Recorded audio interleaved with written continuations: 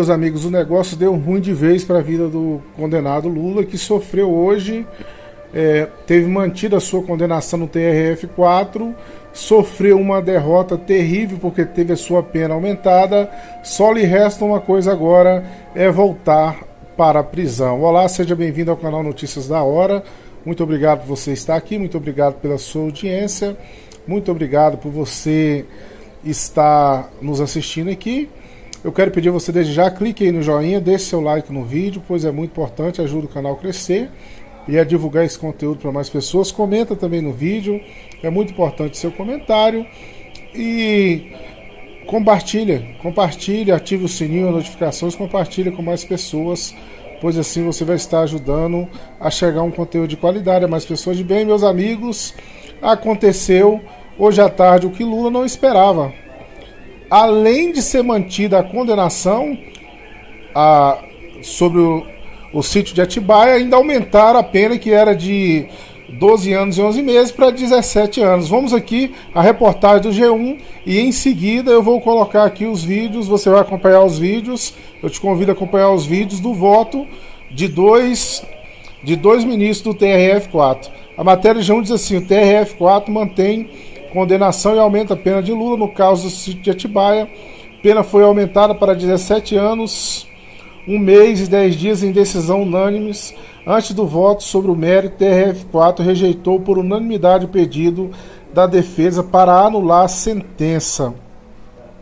A 8ª turma do Tribunal Regional Federal da 4ª Região, TRF4, condenou nesta quarta-feira 27, em segunda instância, o ex-presidente Luiz Inácio Lula da Silva por corrupção e lavagem de dinheiro no caso do sítio de Atibaia. A decisão foi unânime. O relator da Lava Jato TRF4, João Pedro Gebran Neto, votou pelo aumento da sentença para 17 anos e 1 mês e 10 dias. Os desembargadores Leandro Pulsen e Eduardo Thomas Flores Luz acompanharam integralmente o voto contra Lula. Que derrota! Acompanhe comigo aí no vídeo essa derrota acachapante, humilhante. Se o STF não interferir, Lula volta para a cadeia. Infelizmente, a responsabilidade do ex-presidente Lula é bastante elevada, ocupava o grau de máximo dirigente da nação brasileira. O que havia era a expectativa de que se comportasse em conformidade com o direito, mais do que se comportasse em conformidade com o direito, que coibisse ilicitudes, e ao revés disso, o que se verifica nestes casos é uma participação e uma responsabilização pela prática dos diversos atos de corrupção. Trato, em primeiro lugar, da propina, da corrupção passiva em prol do Partido dos Trabalhadores, do provimento ao recurso do Ministério Público. Tenho que a culpabilidade é bastante elevada e levo a pena base, assim como fiz no outro processo, para 7 anos de reclusão. Mais uma vez, faço destaque que nenhum julgador tem alegria em promover penas em grau alto, mas a responsabilidade é bastante elevada e, neste caso, mais uma vez refiro, eu estou apenas fixando a pena no grau médio. Não estou exacerbando, sendo que os limites que a legislação autoriza ao magistrado fixar a pena variam de 2 anos a 2 meses. E, malgrado se trata de um ex-presidente da República com elevada culpabilidade, estou fixando em 7 anos. Entendo-se inviável a aplicação da agravante do 61.2b pretendida pelo parquê. Mantenho a compensação entre agravante do artigo 62.1 com atenuante do artigo 65 do mesmo Código Penal, tendo em vista a idade do réu. Mantenho a pena, portanto, na segunda fase em 7 anos. Na terceira fase, o magistrado entendeu pela ausência de causa de aumento. Entendo que o recurso do Ministério Público deve ser provido quanto ao ponto, devendo incidir a causa especial de aumento da pena diante da prática de crime com infração de dever funcional. Como devidamente fundamentado alhúrios, o réu dava suporte ao esquema de corrupção, com a indicação e nomeação de agentes públicos, e que era o seu dever evitar a ocorrência de ilícitos. Aplico o 317, parágrafo 1º do Código Penal, majorando a pena para 9 anos, 4 meses de reclusão. A fim de guardar proporcionalidade com a pena corporal, fixo a multa em 266 dias multa, mantido o valor unitário de 2 salários mínimos. Do delito de corrupção passiva, propinas recebentes relativos ao ao sítio.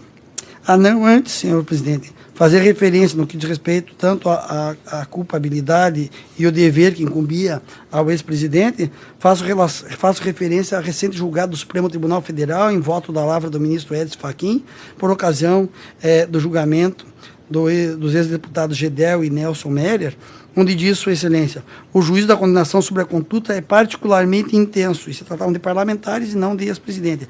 A transgressão da lei por quem é depositário da confiança popular enseja juízo de condenação muito mais intenso.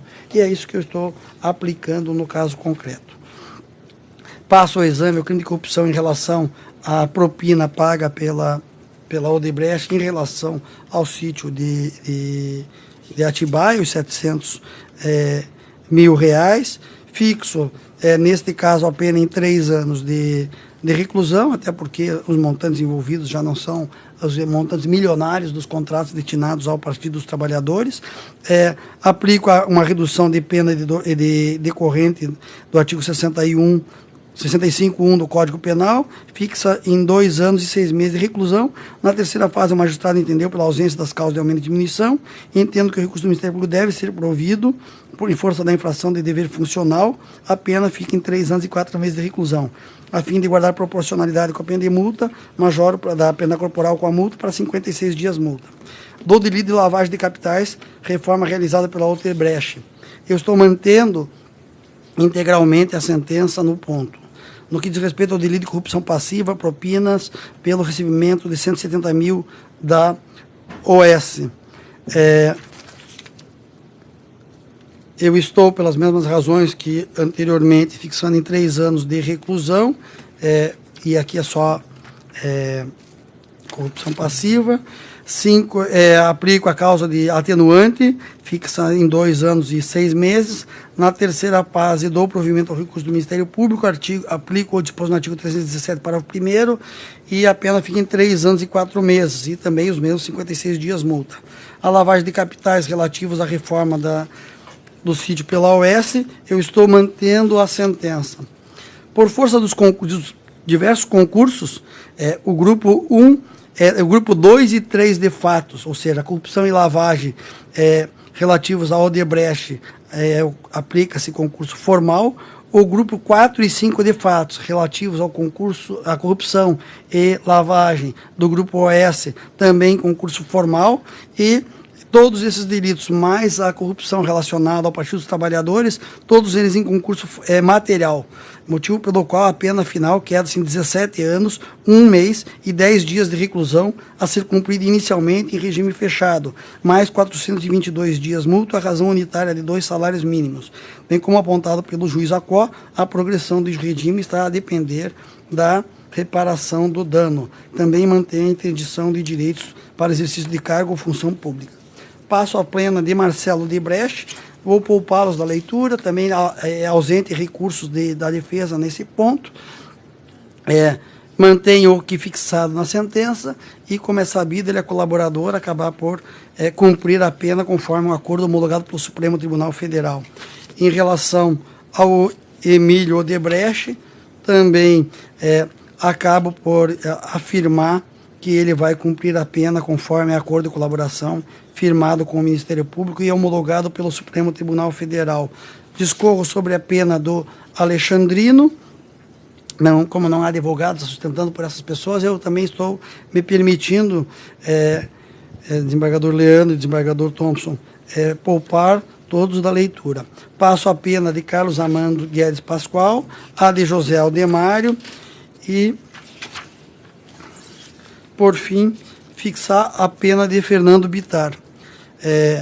Em vista do provimento do recurso que dei ao Ministério Público e analisando os respectivos recursos, digo, do crime de lavagem de dinheiro, reforma realizada pela OS. Na primeira fase, a sentença considerou neutra todas as vetoriais, fixando a pena base em 3 anos de reclusão. O Ministério Público requer seja negativado também outras vetoriais. Não estou provendo o recurso.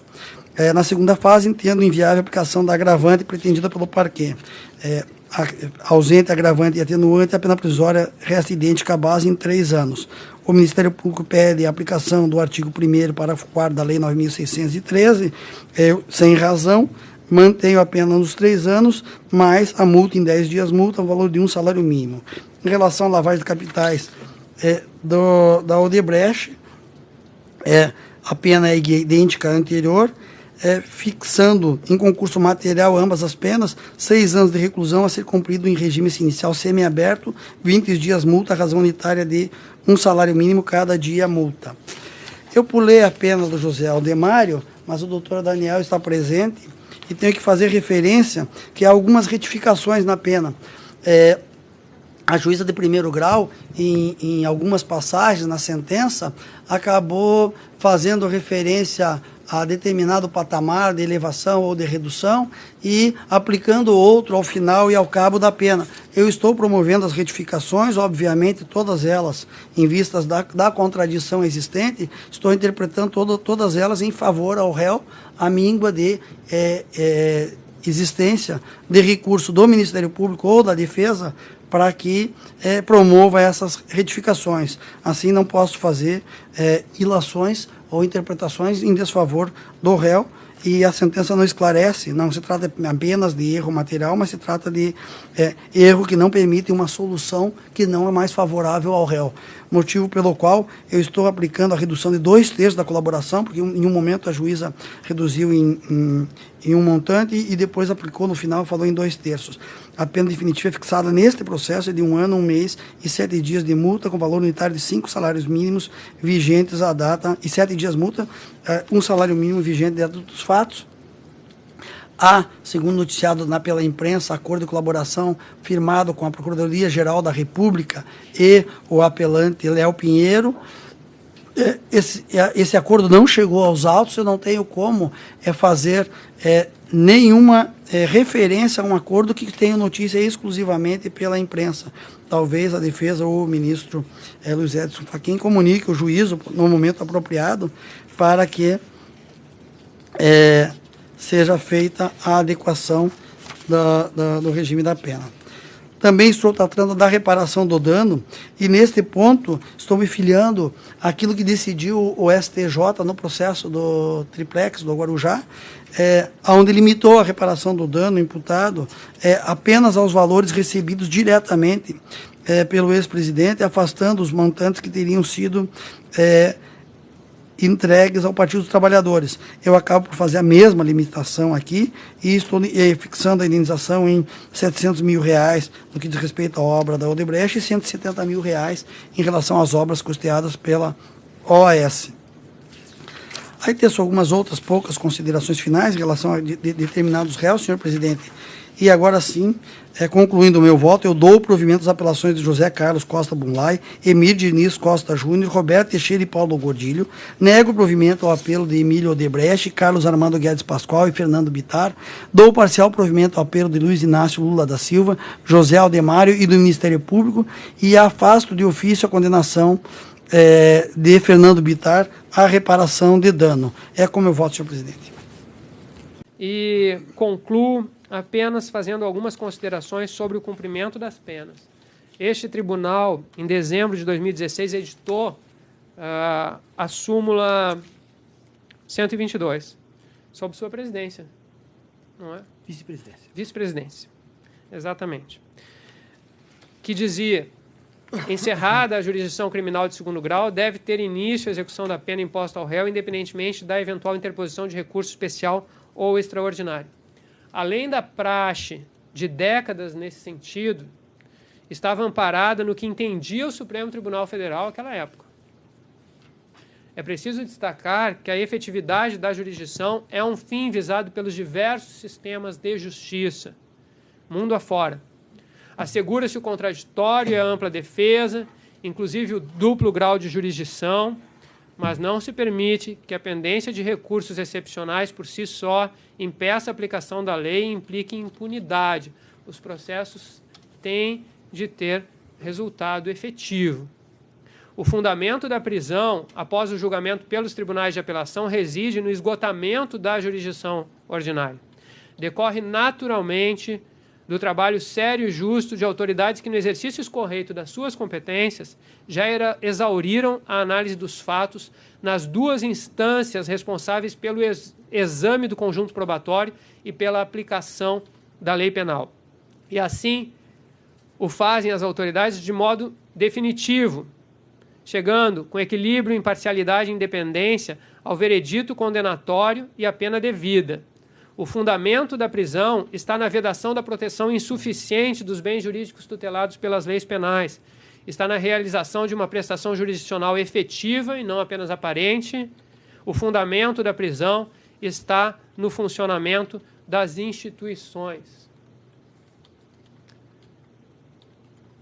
Submeter a eficácia do trabalho de todos os juízes e desembargadores deste tribunal, sejam da Justiça Estadual, da Justiça Federal, a chancela por poucas autoridades, é substituir um regime republicano, democrático, por um regime autocrático.